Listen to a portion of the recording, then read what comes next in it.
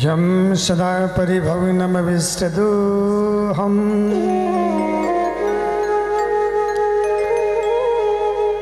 तीर्थास्य पदं सेविरं चिनुतं शरणम् मृत्यार्तिं प्रणतपालभवाब्धिपोतं वन्दे महापुरुषते चरणारविन्दम् त्यक्त्वा सुदुष्टराज्यलक्ष्मीं धर्मिष्ठादिवचसा यदगादरण्यम् मयं मृगं दयिते विशितमन्नुधावते वन्दे महापुरुषते चरणारविन्दम्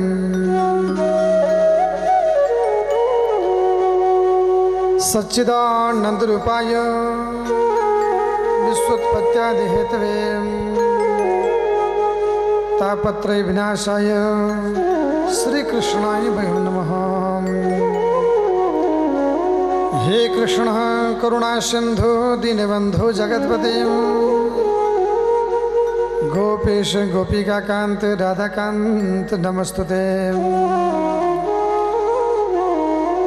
कृष्ण त्वदीय पद पंकज पंजरांते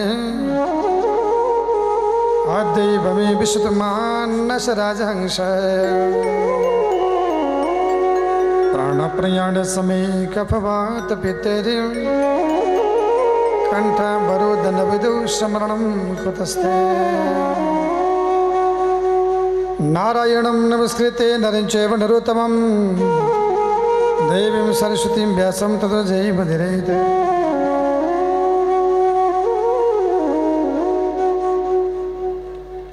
जय बोलो भक्तवत्सल भगवान को जय। साह्रै दुब्लो भयो नि के भयो, अत्यन्तै दुब्लो भयो। लाउन के गर्ने होला, अलि मोटाउन सकिन्न जयलाई। वैदिक सत्य सनातन धर्मको अलिअलि मोटायो। शतकुण्डीय गायत्री कोटि होमको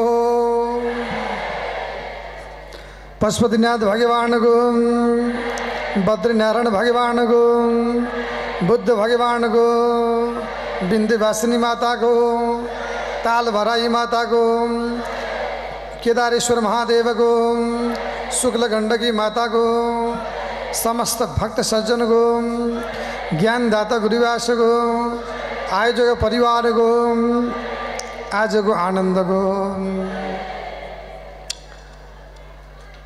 अकारण कारण करुणा वरुणाले भक्त भांस कल्पतरु सर्व सौभाग्य निधि भगवान वासुदेव परब्रह्म परमात्मा प्रभु को वांग्मय प्रतिमूर्ति यो ज्ञान को गंगा सर्व सौभाग्य निधि माधुर्य निधि सौंदर्य निधि भगवान परब्रह्म परमात्मा प्रभु को दिव्य ज्ञानले परिपूर्ण श्रीमद् भागवत को वाचन को आज त्यहाँ उठ्नु हो नि सबैजना। के भयो त्यहाँनिर आमाहरूलाई दिदीबहिनीलाई भोग लागेर हो के भयो, बसौँ न। के भयो, गर्मी भयो।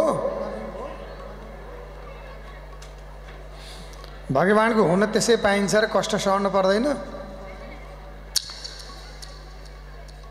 यो वाङ्मय भगवानको प्रतिमूर्तिको रूपमा रहेको यो ज्ञानको गङ्गा श्रीमद् भागवत वाचनको आज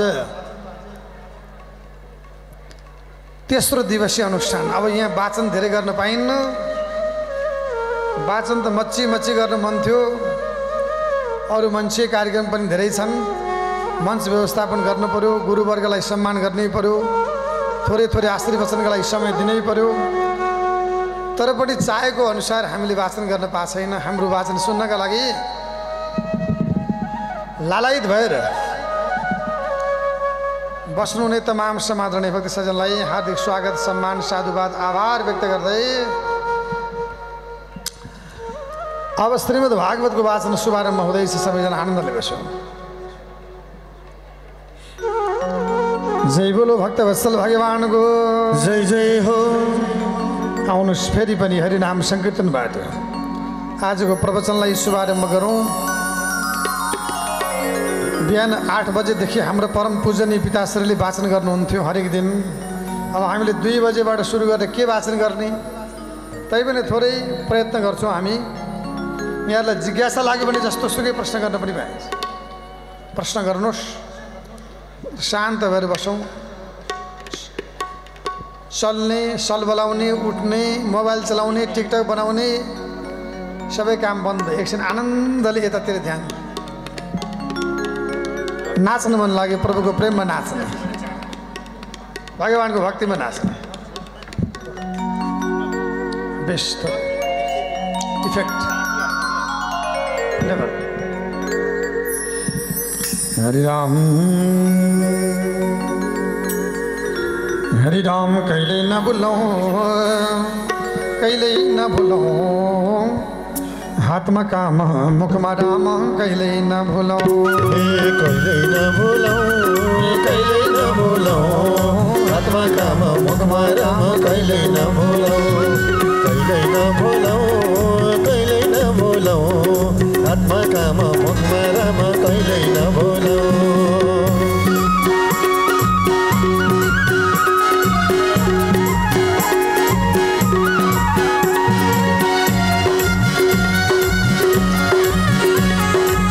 ताली, 2 हात उचाली उचाली सबै नाचौँ, सबै गाउँ।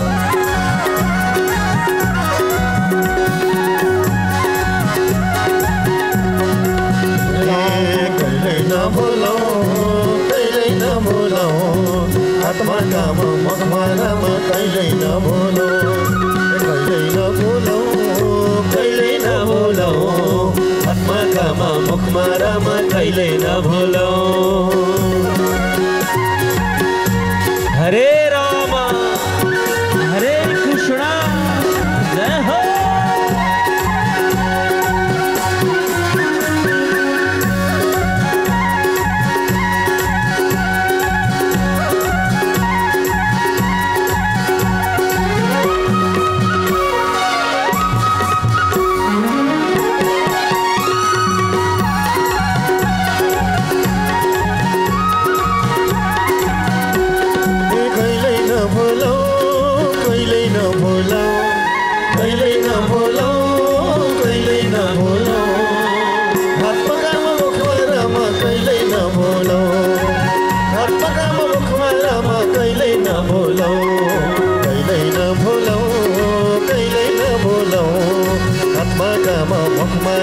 कहिले नभुलौँ, कहिले नभुलौँ, कहिले नभुलौँ, हातमा काम मुखमा राम कहिले नभुलौँ, हातमा काम मुखमा राम कहिले नभुलौँ, हातमा काम मुखमा राम कहिले नभुलौँ।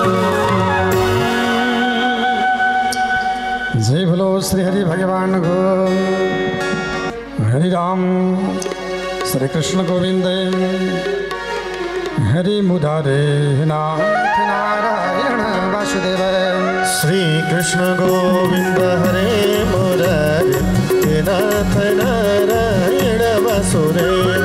वासुदेवं भज वासुदेवं भज वासुदेवं भज वासुदेवं भज भज वासुदेवं भज वासुदेवं भज वासुदेवं भज वासुदेवं। वासुदेवाय हरे परमात्मने प्रणतक्लेशनाशाय गोविन्दाय नमो नमः। सूर्यतां देवदेवेश नारायण जगत्पते त्वदीय नाम ध्यानेन कथयसि शुभाकथां। सर्वे श्रोतारे सावधाना भवन्तु। अभियो श्रीमद्भागवत महापुराण अंतर्गत चतुर्थ स्कंदको सारको बारेमा भागवत सुन्ने महाराज परीक्षितलाई सुखदेव स्वामी गंगाधर सान्निध्य भगवान परब्रह्म परमात्मा प्रभुको दिव्य महिमाको बारेमा बडो गम्भीर वाणीमा सम्बोधन गर्नु हो। आमालाई के भयो त्यहाँनिर फेरि हेर के को नाच हो। लौन नि मेरो चाबी हरायो भने हो कि हो, यता छु म घरमा बुहारीले चाबी खोली भने हो कि। त्यस्तो लोभ लागे चाबी जति ल्याएर यहाँ बुझाउन हामी जय गरेर गरौँला है। चिन्ता नलिनु। भगवान श्री हरि वासुदेव परब्रह्म परमात्मा प्रभुको दिव्य महिमाको बारेमा ज्ञान दिने क्रममा चाहिँ चतुर्थ स्कन्द भागवतमा भक्ति महिमाको बारेमा सम्बोधन गरिएको छ। भक्ति भने बुझिबक्स्यो, जहाँ समर्पण छ, जहाँ प्रेम छ, जहाँ भगवान परमात्मा प्रतिको अटुट विश्वास यानि कि श्रद्धा छ, जहाँ परमात्माको दास हो भन्ने दासानुदासको अनुभूति छ, भगवान भन्दा भिन्न छैन भन्ने अनुभूति छ। भक्ति भनेको त्यही हो। गीतामा कृष्ण भगवानले के भन्नुभएको छ भने ममै वांशो जीवलोके जीवभूत सनातन, संसारमा विद्यमान चराचर जगत स्थावर जङ्गममा मेरो अंश हो, म भन्दा भिन्न छैन। भगवान प्रभुले सम्बोधन गर्नुभएको छ। यहाँ विज्ञान पढ्ने कोही हुनुहुन्छ?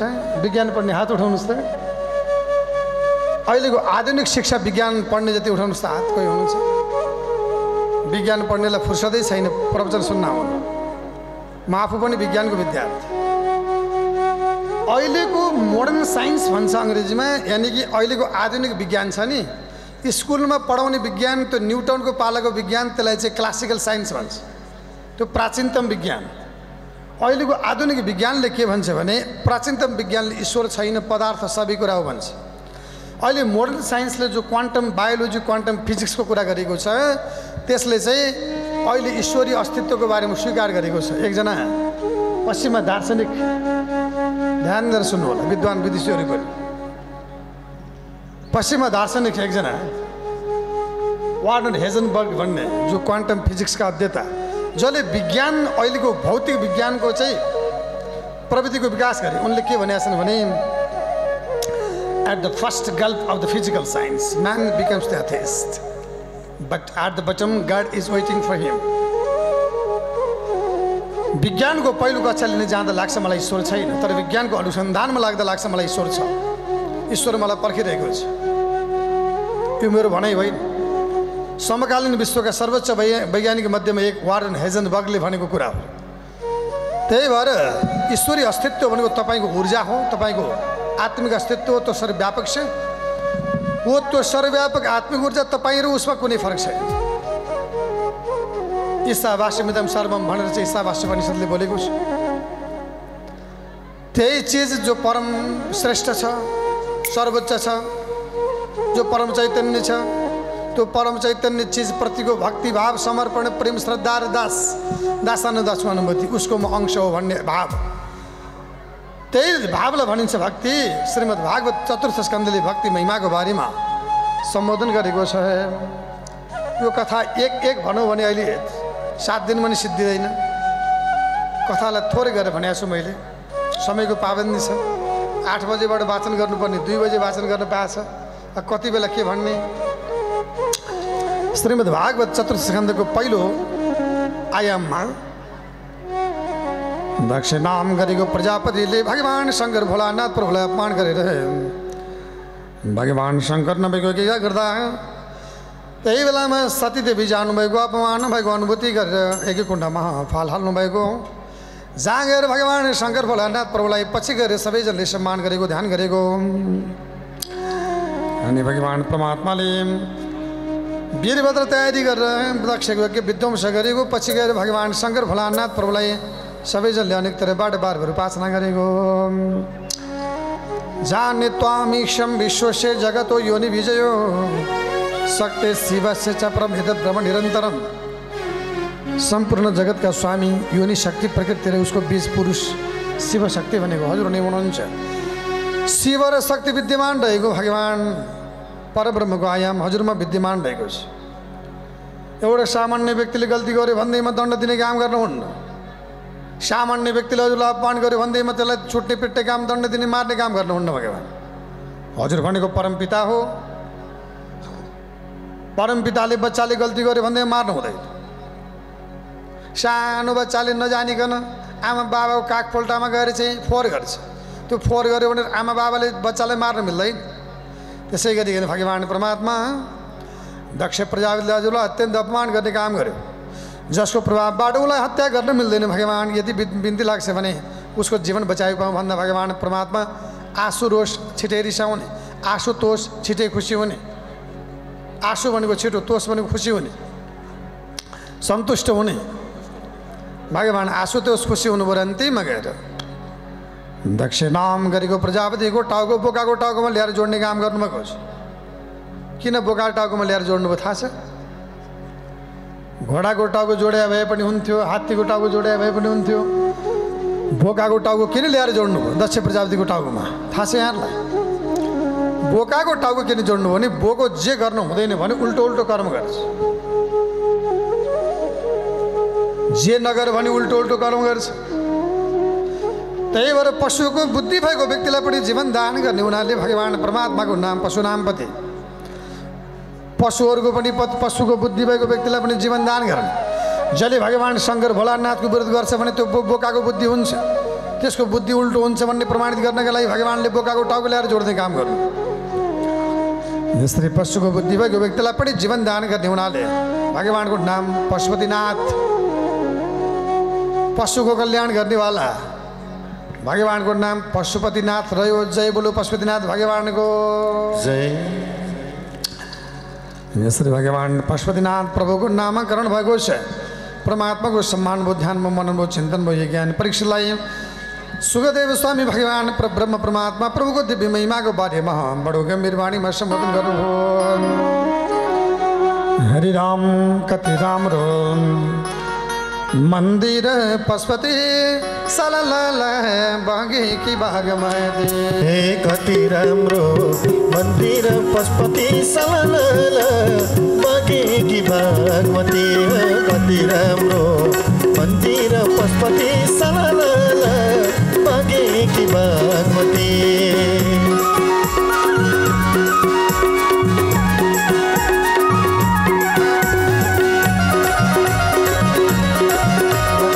शिवजी हो पार्वती लिएर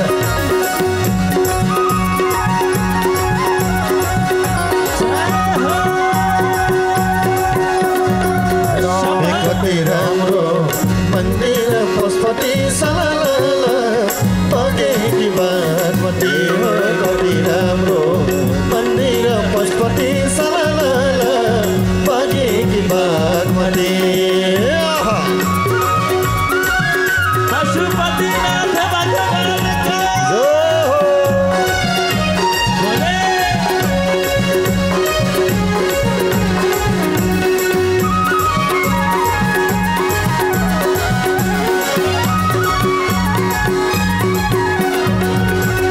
कति राम्रो मन्दिर पशुपति सलल बगे कि बागमती। कति राम्रो मन्दिर पशुपति सलल बगे कि बागमती। सलल बगे कि बागमती। सलल बगे कि बागमती।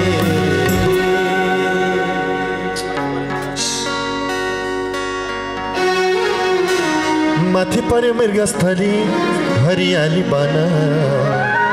माथि पर्यो मृगस्थली हरियाली बन। शिवजीको नाम जपे शान्त हुन्छ मन। कति राम्रो मन्दिर पशुपति सलल बगे कि बागमती। कति राम्रो मन्दिर पशुपति सलल बगे कि बागमती। सबैले हात माथि उठाएर हरि बोल, हर हर महादेव।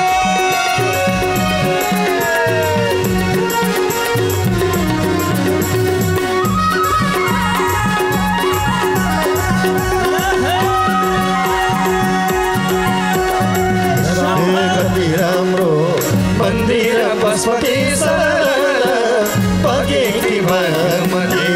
कति राम्रो मन्दिर पशुपति सलल बगे कि बागमती। सलल बगे कि बागमती। सलल बगे कि बागमती। हरिराम पशुपतिको झिलिमिली शङ्करजीको दर्शन। पशुपतिको झिलिमिली शङ्करजीको दर्शन। शङ्करजीको दर्शन गर्ने सबै पाए दर्शन। हे कति राम्रो मन्दिर पशुपति सलल बगे कि बागमती। कति राम्रो मन्दिर पशुपति सलाला भागेकी बागमती कति राम्रो मन्दिर पशुपति सलाला भागेकी बागमती हरि बोल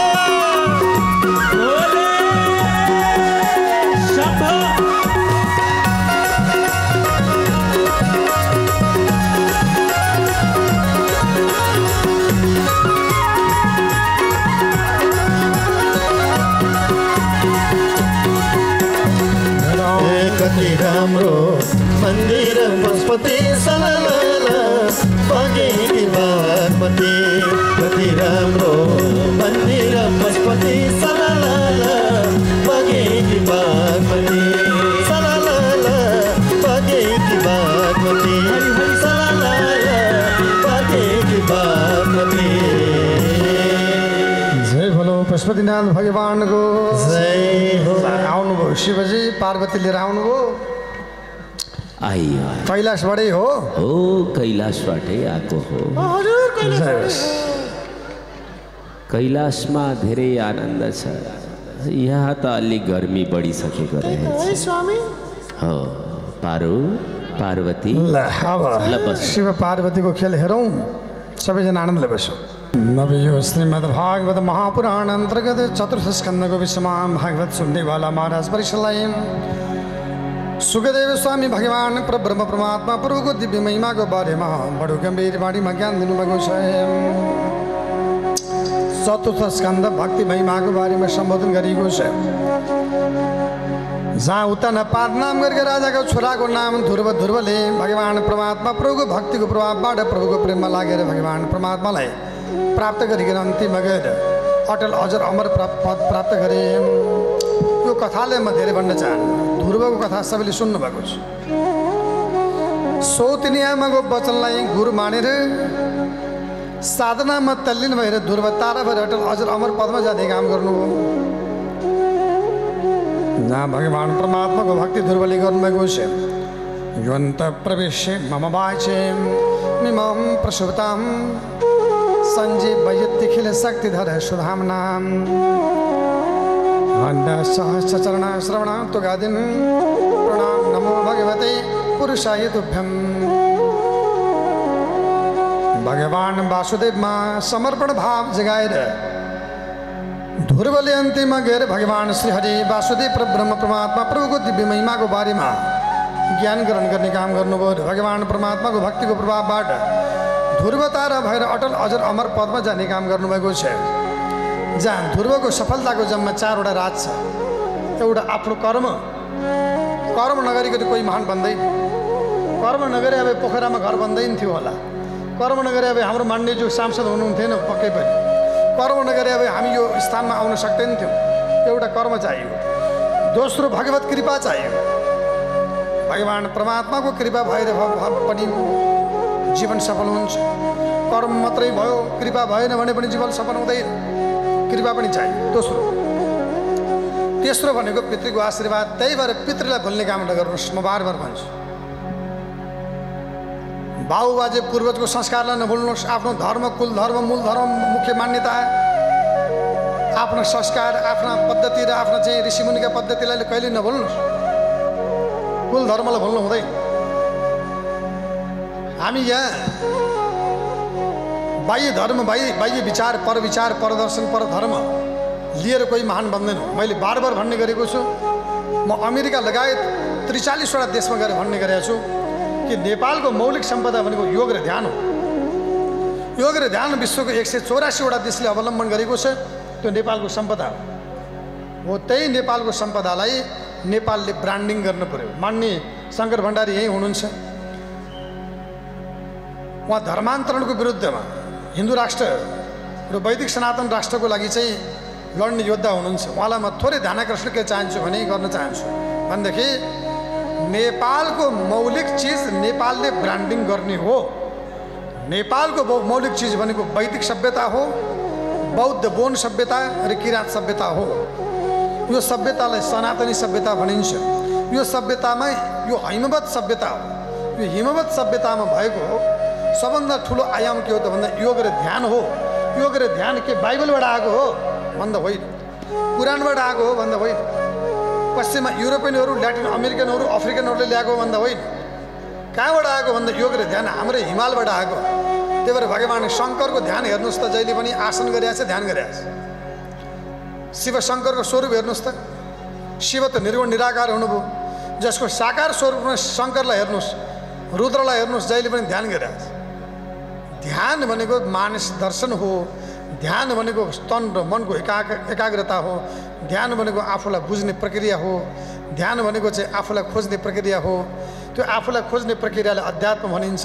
त्यो अध्यात्मको आयामको सुरु कहाँबाट सुरु भयो भन्दा नेपालबाट सुरु भएको हो। त्यही भएर भन्नेछु, म जाँदा पनि भन्ने गर्छु, one day Nepal will lead the world. एक दिन नेपालले विश्वलाई नेतृत्व गर्नेछ, किनभने नेपालसँग योग र ध्यान छ। अमेरिकाको हार्वर्ड विश्वविद्यालयमा गएर अहिले यो कुरा बोलेको छु मैले। धेरै विश्वविद्यालयमा गएर आफ्नो कार्यपत्र पेश गर्ने क्रममा बोलेको छु मैले कि नेपालले प्रगति गर्ने भने नेपालले दुईटा चिज, वेद र बुद्धको प्रमोसन गर्नु पर्यो। मक्का मदिनाको यहाँबाट चाहिँ यो भ्याटिकन सिटीको प्रमोसन गरेर नेपालको उन्नति हुँदैन। नेपालको उन्नति वेद र बुद्ध, पशुपति र बुद्धमा छ। त्यही भएर हामी जहाँ गएका छौँ, पशुपतिनाथ बुद्ध फाउन्डेसन स्थापित गरेका छौँ। तपाईँ अमेरिका जानुभयो भने 17 ठाउँमा गएर हामीले पशुपतिनाथ र बुद्ध फाउन्डेसन, क्यानाडा जानुभयो 2-3 ठाउँमा, बेलायत जानुभयो, युरोप जानुभयो, अस्ट्रेलिया जानुभयो, जहाँ गए पनि हामीले पशुपतिनाथ र बुद्ध फाउन्डेसन भन्ने गरेका छौँ। पशुपतिको योग र बुद्धको ध्यान, योग र ध्यान भनेको हाम्रो सम्पदा हो, त्यो नेपालको मौलिक चिज हो। यसलाई ब्रान्डिङ गर्ने काम गरौँ। त्यसमै छ हाम्रो कल्याण, त्यसमै छ हाम्रो समृद्धि। साउदी अरबले समग्र देशको अर्थतन्त्रको जिडिपी भन्छ, त्यसलाई जिडिपी भनेको चाहिँ कुल ग्रास्त उत्पादन, त्यसको चाहिँ 25% हिस्सा चाहिँ मक्का मदिना धार्मिक पर्यटनले ओगटेको छ। इजरायलको जनसङ्ख्या 95 लाख छ, झन्डै 5-7 करोड जनमानस विदेशबाट आउँछन्, किनभने यसो ख्रिस्ट जन्मेको भनेर चाहिँ क्रिस्चियनहरू त्यहाँ चाहिँ आउँछन्। त्यसै गरी नेपाल पनि वेद र बुद्धको देश हो, पशुपति र बुद्धको देश हो भनेर प्रचार गरियो भने विश्वको झन्डै 2 अरब जनसङ्ख्याको केन्द्र नेपाल बन्छ। हाम्रो लक्ष्य चाहिँ नेपाललाई विश्वव्यापी चिनाउने हो। त्यही भएर आफ्नो कर्मले, ध्रुवले आफ्नो ध्यानको प्रभावबाट पितृको सम्मानबाट पनि उन्नति गर्नु हो। पितृलाई सम्मान गर्नुपर्छ। र भगवान् परमात्माका परम भक्त ध्रुवले ओम नमो भगवते वासुदेवाय, यही मन्त्रोच्चारणको विधिको माध्यमबाट भगवत भक्तिको प्रभावबाट प्रभुको ध्यान गर्दै गर्दै अगाडि बढ्नुभएको छ। हरिराम ओम नमो भगवते वासुदेवाय, ओम नमो भगवते वासुदेवाय, ओम नमो भगवते वासुदेवाय। वासुदेवाय भज वासुदेवाय, वासुदेवाय भज वासुदेवाय, वासुदेवाय भज वासुदेवाय, वासुदेवाय भज वासुदेवाय। ओम नमो भगवते वासुदेवाय, ओम नमो भगवते वासुदेवाय।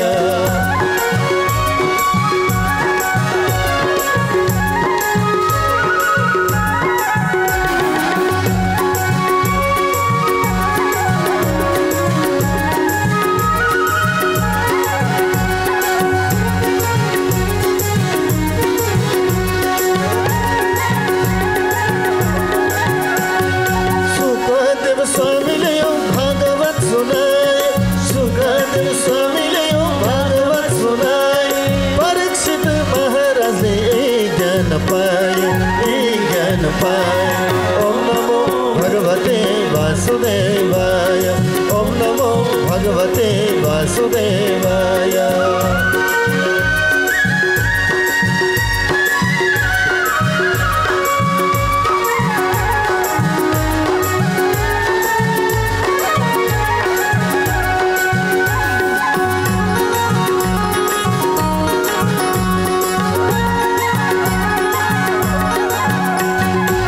नारदले ध्रुवलाई ज्ञान बताए, बताए यही ज्ञान बताए यही ज्ञान बताए ओम नमो भगवते वासुदेवाय ओम नमो भगवते वासुदेवाय वासुदेवाय भज वासुदेवाय वासुदेवाय भज वासुदेवाय वासुदेवाय भज वासुदेवाय वासुदेवाय भज वासुदेवाय ओम नमो भगवते वासुदेवाय ओम नमो भगवते वासुदेवाय वासुदेवाय वासुदेवाय वासुदेवाय ओम नमो भगवते वासुदेवाय यही मंत्र उच्चारण गरिकन महाराज पृष्ठलाई सुखदेव स्वामी गंगा दुर्ग सान्निध्य भगवान परब्रह्म परमात्मा प्रभु दिव्य महिमाको बारेमा सम्बोधन गर्नुभएको छ। अब ध्रुव तारा भएर अटल अजर अमर पदमा जानु। ध्रुवको अर्थ हुन्छ सत्य, सत्य पदमा जानु। अब यहाँनिर प्रसङ्ग उठान गर्न खोजिएको हो। ध्रुवको सन्तानमा एकजना अङ्ग भन्ने राजा हुनुहुन्थ्यो। अङ्गको सन्तान थिएन। सन्तान नभएपछि पहिले यज्ञ लगाउने चलन थियो। अहिले सन्तान भएन भने हस्पिटलतिर दौडिने, टेस्ट ट्युब बेबी, यो बेबी ऊ बेबी के भन्ने चलन छ। पहिले सन्तान भएन भने चाहिँ यज्ञ लगाउने, हरिवंश पुराण लाउने, पुत्रेष्टि यज्ञ गर्ने इत्यादि चलन थियो। राजाको सन्तान भएन। सन्तान नभएपछि यज्ञ गरे, यज्ञबाट फल पैदा भयो। फलमा सिद्धि थियो। त्यो फल रानीले खानुभयो। श्रीमानसँग ऋतुदान लिनुभयो। गर्भवती हुनुभयो। 10 महिना परिपूर्ण भयो। भगवान परमात्माको प्रमुनिका त्यहाँबाट एउटा पुत्र जन्मियो जसको नाम पेन भन्ने कुमारको नाम राखियो। अब यहाँको मत अनुसार छोरा पाएको बुढेसकालमा राजाले के नै पाएको जस्तो भइहाल्यो। छोरो पाएको, छोरोले जे गर्छ त्यही गर्ने, छोरोले हिँडेछ, बोल्छ, चल्छ त्यही गर्ने। राजाले राजकै धन्दा छोडेर त्यही छोरोसँग जीवनयापन गर्दै अगाडि बढ्न लागे। छोरोले जे गर्छ त्यही गर्दै जाने क्रममा एक दिनको कुरो हो, त्यही छोरो ठुलो हो। भण्ड मानेको बाउले भनेको मान्न छोड्यो। आमाले भनेको भन्न छोड्यो। बाउलाई दण्ड दिने, आमालाई दण्ड दिने, छुट्ने पिट्ने भनेको नमान्ने, यस्तो गर्न लाग्यो। ध्यान दिएर सुन्नुहोस् है त।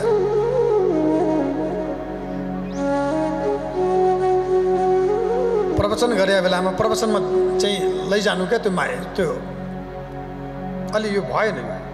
रुम कन्ट्रोल कसले गरेछ? अरू बेलामा अरूतिर प्रवचन गरेर प्रवचनतिर। अब यहाँनिर भन्न खोजेको प्रसङ्ग के भने राजाको छोरो जन्मियो, के पाएको जस्तो भइहाल्यो। त्यही छोरो ठुलो भयो। राजाले भनेको मान्न छोड्यो, आमाले भनेको मान्न छोड्यो। अहिले हालको बच्चा जस्तै क्या, पुलपुल्याएर हुर्कायो, बढायो, ठुलो भएपछि पानी लिने भयो। ओ ड्याड ऱ्याक्सेट ल हानिदिन्छु अनि भन्छ छोरो चाहिँ। हेर आमालाई परेको, मेरो घरमा सन्तान यस्तै छन्, मलाई सताएर छोडिया छन् भन्नुभयो होला मनले। हो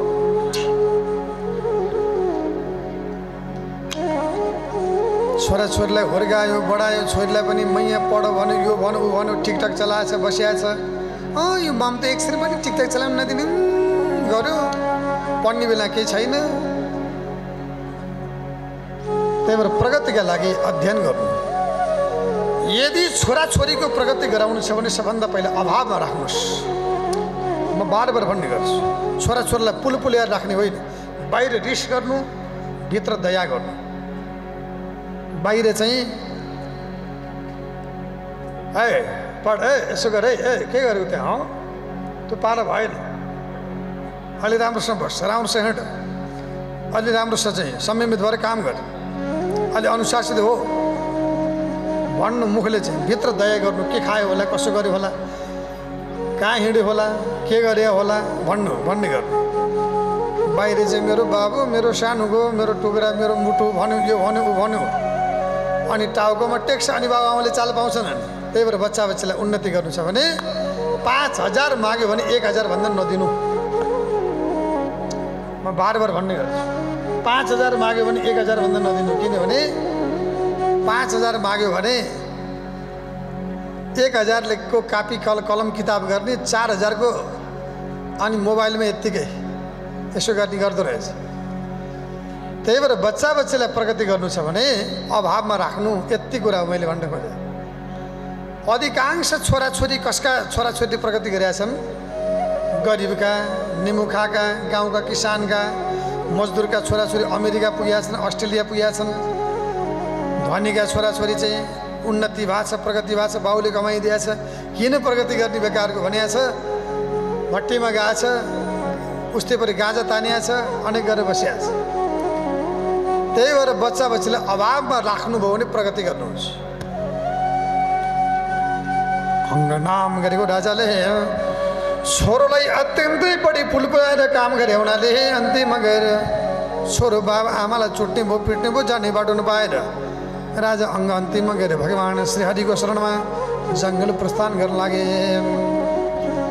त्यही भएर अन्तिमको साथी भनेको, अन्तिमको साथी भने कि आमा कि बाबा कि भगवान् होइन। ठेस लाग्यो भने ऐयनी श्रीमती कसैले भनेको छ? ऐयनी मेरो श्रीमान, हजुर कहाँ हुनुहुन्छ मेरो भगवान् कसैले भन्छ? हे मेरो छोरो, हे मेरो छोरी अन्तिम पर्यो भने कसैले भन्छ? भनेको छ? भन्ने के हो? भन्दा ये मेरो आमा, ये मेरो बाबा, ये मेरो भगवान्। सुखको बेलामा आमा र बाबुको नाम निशान नलिने अनि ठेस लाग्यो ऐ आमा, हे मेरो बाबा, हे मेरो आमा, हे मेरो भगवान् भन्ने। अरू बेलामा बाटो हिँड्दा वास्ता नगर्ने, अनि जब चाहिँ अप्ठ्यारो पऱ्यो हे भगवान् मलाई बचाऊ, अरू बेला राम्रो गरे अब बचाऊ। अरू बेलामा भगवान्को नाम छैन, अनि अप्ठ्यारो पऱ्यो ए मेरो भगवान् मलाई बचाऊ ल। त्यही भएर आमा बाबा र भगवान् भनेको दुःखको साथी हो सज्जनहरू। आमा र बाबा र भगवान्, आमा बाबा भगवान्लाई कहिले नभुल्नु। छोरा छोरी, श्रीमती श्रीमान, बन्धु वर्गादी, इष्टमित्र यी सबै सुखका साथी। त्यही भएर जान्ने बाटो नपाएर अन्तिममा राजा अङ्ग जङ्गल प्रस्थान गर्न लागेर भगवान् श्री हरिको ध्यान गर्दै अन्तिममा गएर प्रभुको शरणमा गए। राज्य परित्याग गरे। त्यही बेन भन्ने राजकुमार गएर राजगद्दीमा बसेर अत्यन्त उदण्डतापूर्वक राज्य सञ्चालन गर्न लाग्यो। हरि राम हरि भनन, हरि भनन छैनन् हरि वनमा सम्झ मनमा। हे हरि भनन, हरि भनन छैनन् हरि वनमा सम्झ मनमा। हरि भनन, हरि भनन छैनन् हरि वनमा सम्झ मनमा।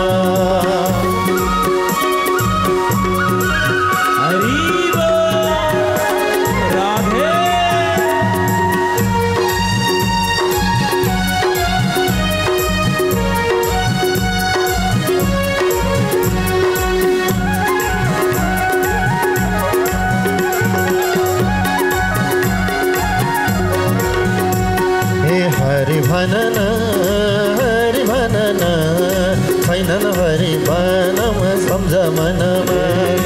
हरि भनन, हरि भनन छैनन् हरि वनमा सम्झ मनमा।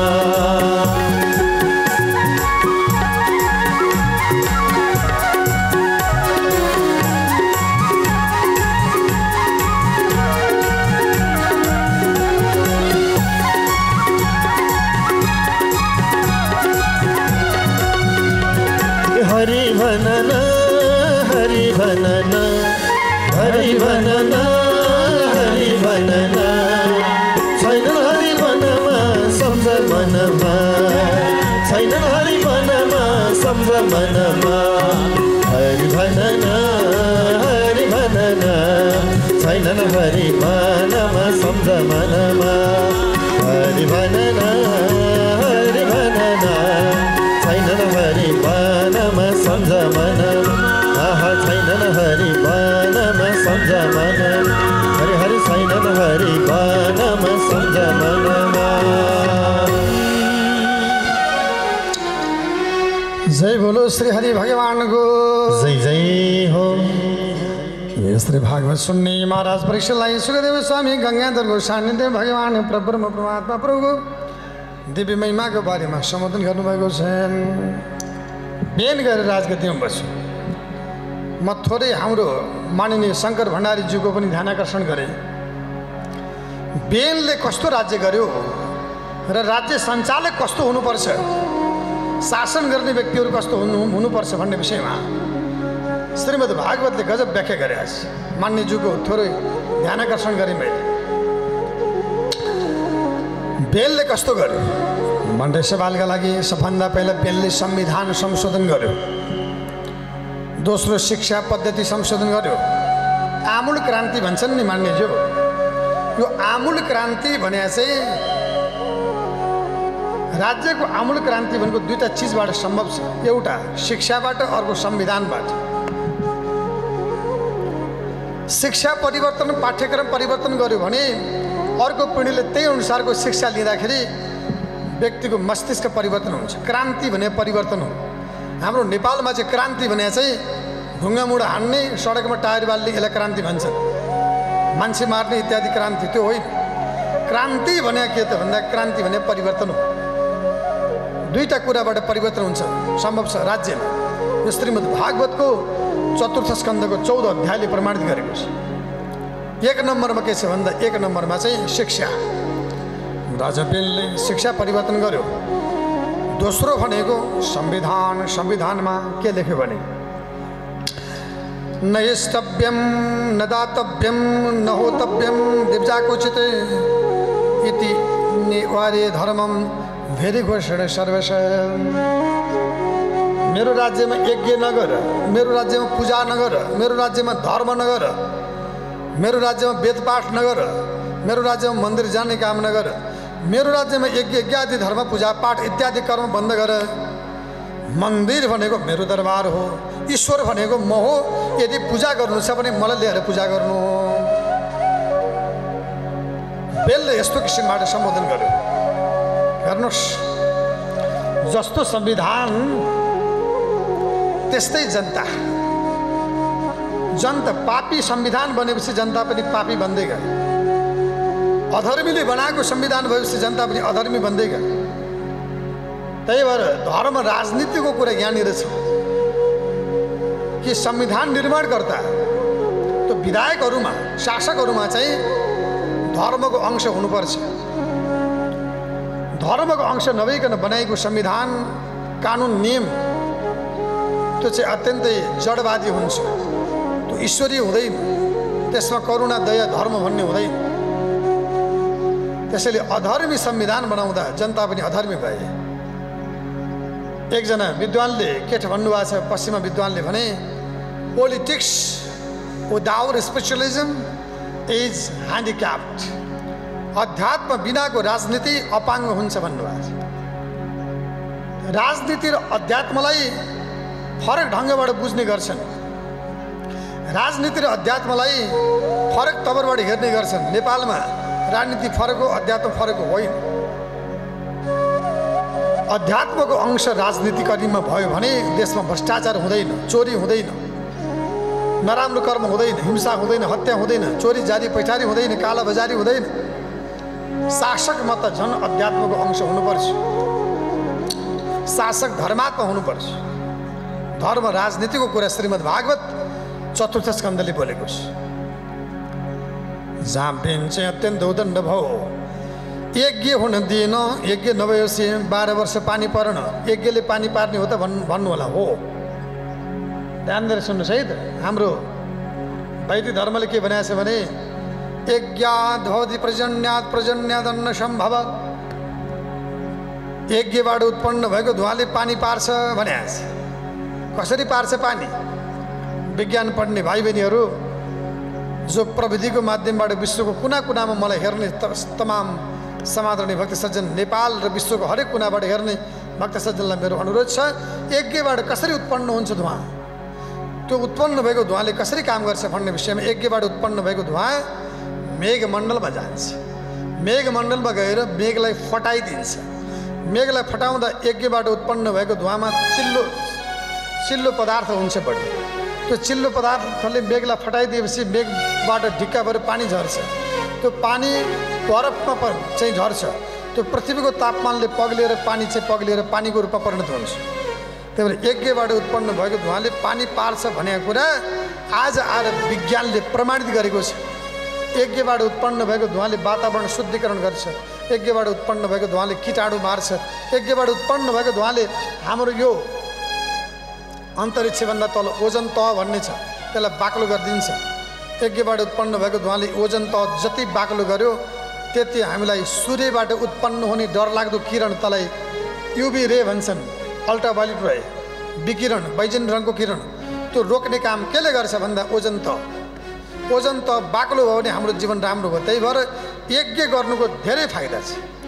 नबुझ्नेहरूले यो धान डढाएको चरु डढाएको घिउको नाश गरेको भन्लान्, तर यसले वातावरणमा पार्ने प्रभाव, वातावरण शुद्धिकरणका लागि पार्ने प्रभाव अत्यन्त ठुलो छ। नजान्ने व्यक्तिले धुवाँ बालेर त्यो चाहिँ रूढिवादीहरूले धुवाँ बाले पनि भन्ने गरिरहेका छन् कतिपय, त्यो होइन। त्यो नबुझेर हामीसँग सोध्न आउनु, हामी विज्ञानको विद्यार्थी हो, आधुनिक शिक्षा पनि लिएको, अनि गएर चाहिँ अहिलेको आध्यात्मिक शिक्षा पनि लियो, वैदिक शिक्षा पनि लिएको। वैदिक शिक्षामा जे छ यो चाहिँ वैज्ञानिक शिक्षामा त्यही छ। हाम्रो वेद नै विज्ञान हो, बार बार भन्ने गर्छौँ हामी प्रमाण बिना बोल्दैन। त्यही भएर यज्ञबाट उत्पन्न भएको धुवाँले वातावरणलाई असर होइन, वातावरण शुद्धिकरण गर्छ। यो मैले होइन, फिनल्यान्डका वैज्ञानिकहरूले पुष्टि गरेका छन्। यो मैले होइन, भारतका वैज्ञानिकहरूले पुष्टि गरेका छन्, जसले यज्ञबाट उत्पन्न भएको धुवाँले चाहिँ वातावरण ध्वस्त बनाउँछ भनेर भन्छन्। एकपल्ट अध्ययन गर्नका लागि मेरो अनुरोध छ उहाँहरूलाई, पढ्नु पर्यो पहिला।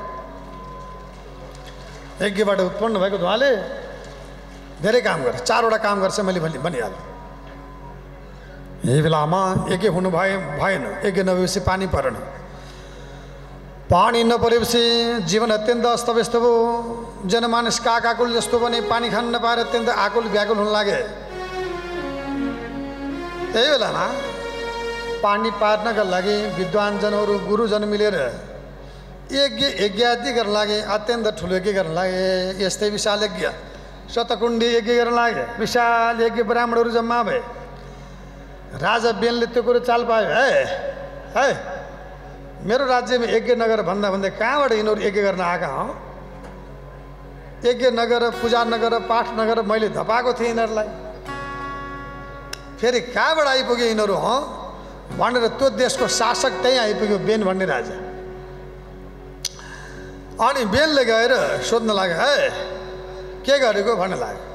महाराज यज्ञ गरेको भन्न लाग्यो ब्राह्मणहरू, ऋषिमुनिहरू। किन गरेको भन्दा पानी पार्न भन्न लाग्यो। मेरो राज्यमा यज्ञ नगर, पूजा नगर, पाठ नगर, धर्म नगर, भगवानको भक्ति नगर भन्दा भन्दै किन पूजा गरेको हँ? मारिदिन्छु भनिकन हातमा रहेको वज्र लिएर बडो जोडसँग प्रहार गर्न खोजेको थियो। त्यही बेलामा गएर ब्राह्मण पनि हुँकार शब्द उच्चारण गरिकन ब्रह्माण्डीय शक्ति ऊर्जा लिएर हुँकार शब्द उच्चारण गरेर फु गरेका थिए। राजा बेन जहाँको तहीँ भुतुक्कै ढल्यो, राजा बेन मर्यो।